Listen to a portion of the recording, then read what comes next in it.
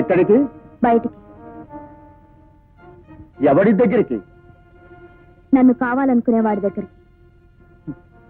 రోడ్డున పడ్డామన్నమాట. అమ్మ పెట్టినప్పుడు అడుక్కు తినాలిగా. మొగుడుండగానే ఆడది బరి తెగించిందంటే ఆడదాన్ని నిజమన్నది. మొగుడుండగానే ఆడది బరి తెగించాల్సి వచ్చింది అంటే ఆ మగాణ్ణి ఏమనాలి? ఇంతవరకు సహించాను, భరించాను, ఓపిక పట్టాను. అది నేను అనాల్సిన మాట. ఆశ్రయం కోసం చిన్నపిల్లగా నీ ఇంటికి వచ్చినప్పుడు తండ్రి వయసున్న నువ్వు నన్నేం చేశావు? నీ పెళ్ళాం పోగానే బ్రతుకంటూ తెలియని నన్ను బలవంతం చేశావు. పెళ్ళాంగా ఉండిపోమన్నావు. ఉండకపోతే పోలీసులకు అప్పగిస్తానని భయపెట్టి మెడ వంచి తాళి కట్టావు. నీకు వయసున్నప్పుడు నాకు వయసు రాలేదు. నాకు వయసు వచ్చాక నీ వయసు ఉడిగిపోయింది. నువ్వు సుఖపెట్టావు, నన్ను సుఖపడ్డావు. అందుకే నా సుఖం నేను చూసుకుంటున్నాను.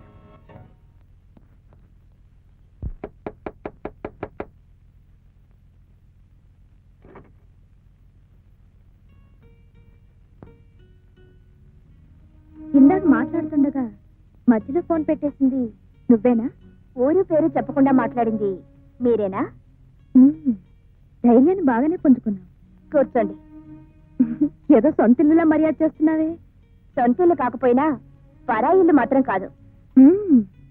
కట్టుకోకపోయినా బాగానే ఆకట్టుకున్నాడు కాబట్టే కలిసి బ్రతుకుతున్నాం. ఎందుకలా నవ్వుతున్నారు? ఇది కలిసి బ్రతకడమా, కలిసి ఉండడమా? మీరెలా అనుకుంటున్నారు? అభి ఇంటికి వచ్చిన ప్రతి ఆడపిల్ల నీలా కలిసి బ్రతకాలని అనుకుంటుంది. తీరా కలిసాక గాని అసలు రంగు బయటపడదు. ఏమిటి అలా నిలబడిపోయా? ఇలారా? అర్థం కాలేదా? అభికి ఏమనుకోకు, మా అల్లుడిని అలాగే పిలుస్తాను. అభికి ఈ గది, ఆ మంచం మాత్రం పర్మనెంట్. ఈ గదికొచ్చే అమ్మాయిలు, ఆ మంచం మీద వేసే దుప్పట్లు మాత్రం పర్మనెంట్ కాదు. ఇప్పుడు అర్థమైందా? ఆహా, ఆయన గురించి చాలా తెలిసినట్టు మాట్లాడుతున్నావు. నేను కలిసాకేగా నువ్వు కలిసావు. నీకు తెలుసో లేదో, అభి స్వప్న అనే లాయర్ని ప్రేమించాడు. దాన్ని వదిలించుకోవడానికే నన్ను తగులుకున్నాడు. ఇప్పుడు నేనుండగానే మళ్ళీ నిన్ను తగులుకున్నాడు. అదేమిటో అతని టైపు. ఏ పూట ఏ హోటల్లో భోజనం బాగుంటే ఆ హోటల్లో తింటుంటాడు. హోటల్స్ అన్ని బోర్ కొడితే తిరిగి నా ఇంటికే వస్తాడు. అవును, అతనికి ఇల్లుంది, ఆ ఇంట్లో అమ్ముంది. మరి నిన్ను అక్కడ పెట్టకి ఇక్కడ పెట్టాడేమిటి? అక్కడే పెట్టబోతున్నారు. అది చెప్పడానికి వాళ్ళమ్మ దగ్గరికి వెళ్ళారు. వాళ్ళమ్మ ఇప్పుడు నీ మొహం కూడా చూడదు. ఆ ఇంట్లో కోడలుగా కాలు పెట్టాలంటే నేనే పెట్టాలి. ఎందుకంటే దేశికి ఆ ఇంట్లో స్థానం లేదు. దేశియా? నేనే అలా చెప్తాను. అలా చెప్పకపోతే నాకు ఆ ఇంట్లో స్థానం ఉండదు. నువ్వు మర్యాదగా ఇక్కడి నుంచి వెళ్తావా లేదా? అరే, నీ కోపం కూడా వస్తుందే. వెళ్తాను. నీ సంసారం ఎలా ఉందో ఒకసారి చూసి వెళ్తాను. నా దగ్గర లేనిదేమిటో నీ దగ్గర ఉన్నదేమిటో తెలుసుకుని. అరే రాధాకృష్ణ బొమ్మ నేనుండగా లేదే. నువ్వు వచ్చేటప్పుడు తెచ్చుకున్నావా? పాపం, రాధాకృష్ణలాగా ఉందావనా? నువ్వెలా రాధవవుతావు? నేను రాధని అంటే అత్తయ్యని. అభి నా కల్లుడు. ఇది ఎక్కడిదో తెలుసా? మీ ఇద్దరు సింగపూర్ వెళ్ళినప్పుడు తెచ్చుకున్నాం. బాగుంది కదా? అరే కట్టను కొత్తదే, పర్వాలేదు. సీనరీ బాగుంది. పాత రంగులు మూసివేయడానికి కొత్త సీనరీ తెచ్చిపెట్టుకున్నాడు. అదే దుప్పటి, మాదే ఇది. నువ్వు వచ్చాక అసలు దుప్పటి మార్చలేదా? మార్చిపోయినట్టుంది. టేప్ రికార్డరు పాతది మార్చేశాడే. మేమిద్దరం కలిసి ఉన్నప్పుడు రాత్రిపూట మూడు కోసం మ్యూజిక్ వేసుకునేవాళ్ళం.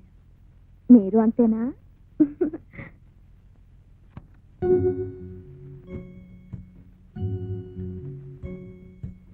ఆకేసి కప్పేసి గుప్పేసి నెయ్యేసి నీకో ముద్ద నాకో ముద్ద ఆకేసి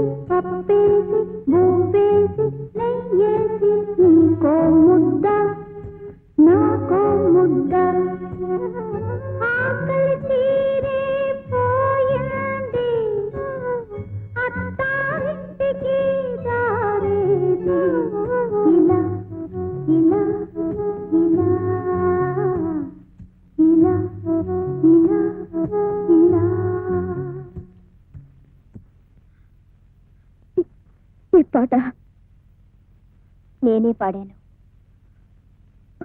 ఎవరు నేర్పారు? మా అక్క. ఇప్పుడు మీ అక్క ఎక్కడుంది? చిన్నప్పుడే తప్పిపోయింది. ఈ పాట మీరు విన్నారా? ఎక్కడా? రేడియోలోనా? బహుశా మీరు రేడియోలోనే వినుంటారు. ఈ పాట మా ముగ్గురికి తప్ప ఇంకెవ్వరికీ తెలీదు. ఎవరా ముగ్గురు? నేను, మా అక్క, అభి. అభియా?